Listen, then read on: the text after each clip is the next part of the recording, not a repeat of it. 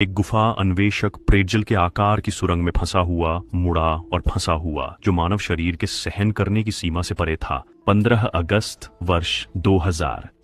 सुबह की धूप मुश्किल से चट्टानी पहाड़ी को छू रही थी जब कैंप वाइल्डरनेस के 15 किशोर डफील्ड गुफा के प्रवेश द्वार पर इकट्ठा हुए। उनके युवा समूह के नेता श्री पीटरसन ने अपनी घड़ी देखी और अंतिम बार सिर गिने। एम्मा जेफरी ने अपना हेलमेट ठीक किया और अपनी हेडलैम्प की जांच की। 17 वर्ष की उम्र में सबसे अनुभवी गुफा खोजकर्ताओं में से एक थी, जिसने अपने परिवार के साथ पेंसिल्वेनिया की दर्जनों गुफाओं का अन्वेषण किया था।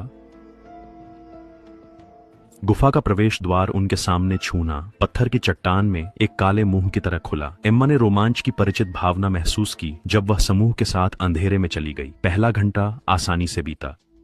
वे चौड़े रास्तों से रेंगते हुए गए, प्रवाह पत्थर संरचनाओं के पास से गुजरे और गिरजाघर जैसे मुख्य कक्ष को देखकर चकित रह गए। जब समूह गुफा प्रणाली में और गहराई तक गया, फिर वे प्रेतजल तक पहुंचे। प्रेतजल वो था जिसे स्थानीय गुफा खोजी डफील्ड गुफा में सबसे चुनौतीपूर्ण मार्ग कहते थे। ये चट्टान के माध्यम से एक विशालकाय की आंत की तरह मुड़ता और घूमता था, जिससे खोजकर्ताओं को अपने शरीर को असंभव तरीकों से मोड़ने के लिए मजबूर होना पड़ता था। रास्ता एक नीची रेंगने वाली स्थिति से शुरू हुआ, फिर अचानक ऊपर की ओर मुड़ा, बाईं ओर मुड़ा। अधिकांश लोगों ने वापस लौटने का निर्णय लिया। प्रेतजल बहुत डरावना, बहुत संकरा, बहुत मुड़ा हुआ लग रहा था, लेकिन एम्मा ने पहले भी कठिन रास्तों को पार किया था। उसने प्रवेश द्वार का अध्ययन किया, अपने मन में मार्ग का नक्शा बनाया। पहले ऊपर, फिर बाईं ओर, फिर नीचे, फिर दाईं ओर, फिर से ऊपर, जैसे अपने शरीर के साथ एक त्रिआयामी पहेली को हल करना। वह सिर के बल अंदर गई, शुरुआती हिस्से में सेना की तरह रेंगते हुए। उसकी हेडलैम्प की रोशनी ने चिकनी चूना पत्थर की दीवारों को उजागर किया, जो अनगिनत वर्षों के जल प्रवाह से घिस चुकी थीं। मार्ग उसके कंधों के लिए बस पर्याप्त चौड़ा था। अब तक सब ठीक था। पहला मोड़ उम्मीद से पहले आ गया। रास्ता तीव्रता से ऊपर की ओर झुका, जिससे एम्मा को अपने शरीर को मोड़ना पड़ा और निचली दीवार के खिलाफ अपने पैरों से धक्का देना पड़ा। मोड़ के चारों ओर घूमते समय उसकी हेलमेट छत से रगड़ खा रही थी। फिर बाईं ओर मोड़ आया। एम्मा को अपने पूरे शरीर को घुमाना पड़ा, जैसे चट्टान के बीच एक बड़ा प्रश्न चिन्ह हो। उसकी दाहिनी कंधा एक दीवार से सटी हुई थी, जबकि बायां दूसरी दीवार को छू रहा था। जगह और तंग हो रही थी। नीचे की ओर का हिस्सा ऐसा लग रहा था जैसे किसी मेल स्लॉट में फिसल रही हो।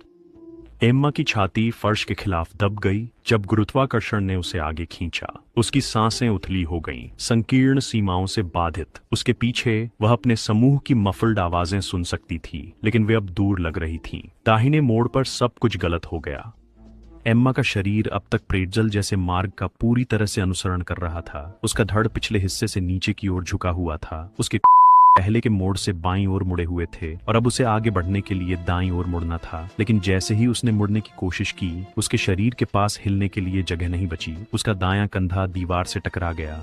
उसकी टांगें, जो अभी भी पिछले मोड़ों से खोणित थीं, आगे बढ़ने या पीछे खींचने के लिए सहारा नहीं पा सकी। मार्ग एक चूना पत्थर की सीधी जैकेट बन गया था, जो उसे एक ऐसी स्थिति में पकड़े हुए था जिससे निकलना असंभव लग रहा था।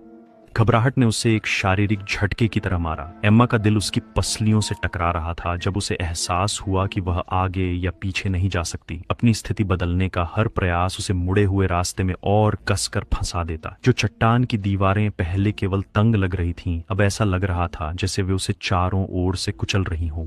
उसकी सांसें तेज और उथली हो गईं। हेडलैम्प की रोशनी बेतहाशा हिल रही थी, क्योंकि उसका सिर डर से कांप रहा था। रोशनी के परे अंधेरा उस पर दबाव डालता हुआ प्रतीत हो रहा था, जिससे पहले से ही तंग जगह और भी छोटी लगने लगी। उसके माथे पर पसीना आ गया। गुफा के बावजूद लगातार 50 डिग्री तापमान। उसने आवाज लगाने की कोशिश की। प्रेतजल की सुरंग ने इन कमजोर प्रयासों को भी दबा दिया। उसके दोस्त, जो अब भी प्रवेश द्वार पर इकट्ठे थे, 30 फीट 9 मीटर दूर, उसकी परेशानी नहीं सुन सके। अंततः उसके एक दोस्त ने देखा कि वह सुरंग से बाहर नहीं आई थी।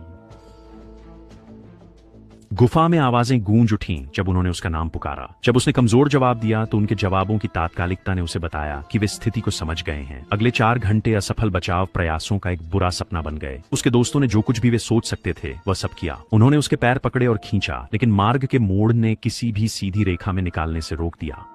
उन्होंने पीछे से धक्का दिया, लेकिन इससे वह और तंग हिस्सों में फंस गई। फिर उन्होंने एक घातक गलती की। उन्होंने उसके शरीर के चारों ओर पानी डालने के लिए लाया, यह सोचकर कि इससे फिसलन बनेगी, लेकिन चूना पत्थर ने इसे जल्दी से सोख लिया। हालांकि उसका तापमान गिरने लगा, क्योंकि भीगा हुआ पानी हर मिनट ठंडा होता गया। अब एम्मा का दुश्मन बन गया। हाइपोथर्मिया उसके शरीर में धीमे झड़ की तरह फैल गई। उसकी कंपी छोटे झटकों के रूप में शुरू हुई, लेकिन जैसे जैसे घंटे बीतते गए ये और भी तेज हो गई।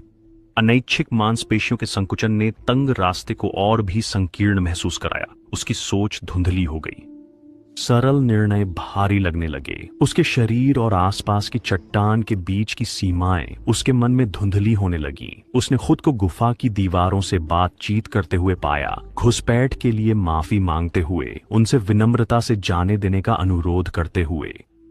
इस बीच जमीन के ऊपर एक बचाव अभियान शुरू हो रहा था जो पेंसिल्वेनिया की गुफा बचाव मंडलियों में प्रसिद्ध हो जाएगा। जमीन के मालिक ने 911 पर कॉल किया जब एम्मा के दोस्त गुफा से घबराहट में बाहर आए। सबसे पहले पुलिस पहुंची, उसके बाद अग्निशमन विभाग की बचाव टीम, फिर पैरामेडिक्स और फील्ड। गुफा के ऊपर की पहाड़ी जल्द ही आपातकालीन वाहनों के छोटे शहर की तरह दिखने लगी। उनकी लाल और नीली लाइटें पेड़ों को चमकदार रंगों में रंग रही थीं, लेकिन किसी भी आपातकालीन उत्तरदाता के पास गुफा बचाव का अनुभव नहीं था। उन्होंने गुफा में उपकरण उतारे और अपने सबसे छोटे फायर फाइटर्स को मार्ग में भेजा, लेकिन वे भी एम्मा के स्थान तक नहीं पहुंच सके।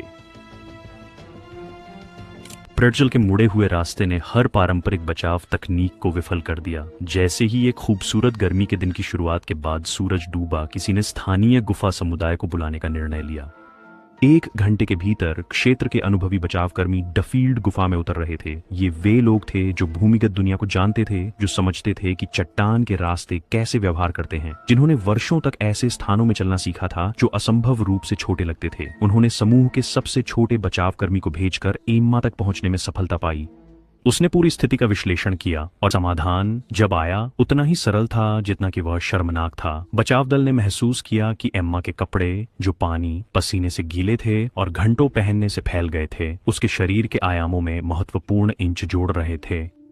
प्रेट्ज़ेल की तंग सीमाओं में आधे इंच का अंतर भी मार्ग और कैद के बीच का अंतर हो सकता था। सावधानीपूर्वक सटीकता के साथ काम करते हुए बचावकर्ताओं ने एम्मा के अधिकांश कपड़े हटा दिए। फिर उन्होंने उसकी त्वचा पर खाना पकाने के तेल को उदारता से लगाया, जिससे वह चिकनाई बनी जो छिद्रयुक्त चूना पत्थर पर पानी नहीं दे सकता था। तेल ने उसकी त्वचा को इतना फिसलन भरा बना दिया कि वह चट्टान की दीवारों के खिलाफ फिसल सके, बजाय फंसने और अटकने के। निकासी में सावधानी पूर्वक काम का 1 और घंटा लगा। बचाव दल को अपने प्रयासों का सही समन्वय करना पड़ा। एम्मा के वजन को सहारा देते हुए उसके शरीर को मार्ग के हर मोड़ और घुमाव से निकालना पड़ा। एम्मा अंततः प्रेट्ज़ेल के प्रवेश द्वार से बाहर आई तो वह हाइपोथर्मिया और थकावट के कारण मुश्किल से होश में थी। घंटों लंबे संघर्ष के दौरान उसके शरीर का तापमान खतरनाक रूप से कम हो गया था।